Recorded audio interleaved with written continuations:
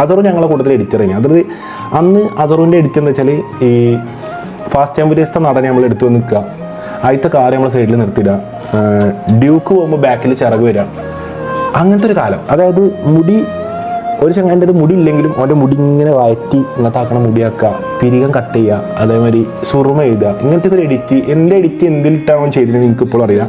പക്ഷേ നിങ്ങൾക്ക് ഒരു കാര്യം ഓർമ്മ എന്താണെന്ന് വെച്ചാൽ ഞാനിത് പുതിയതായിട്ട് അവനോട് ചോദിച്ചു, കുറേ മണ്ടന്മാർ ചെയ്യുന്നുണ്ട്. അപ്പോൾ ഞാൻ ചോദിച്ചു എനിക്കും ചെയ്യണം ബ്രോ, ഹൗ മച്ച് എഡിറ്റ്? 30 റുപ്പീസാണ്, 30 റുപ്യാണ്. അന്നിൻ്റെ അടുത്ത് ബസ് ഇപ്പോൾ 5 റുപ്യ കൂടി ഇല്ലാത്ത കാലം. അന്ന് എന്നോട് 30 പറഞ്ഞാൽ 30 ഒപ്പിക്കാൻ കുറേ കഷ്ടപ്പെട്ട് അവസാനം എഡിറ്റ് ചെയ്ത് കിട്ടിയില്ല.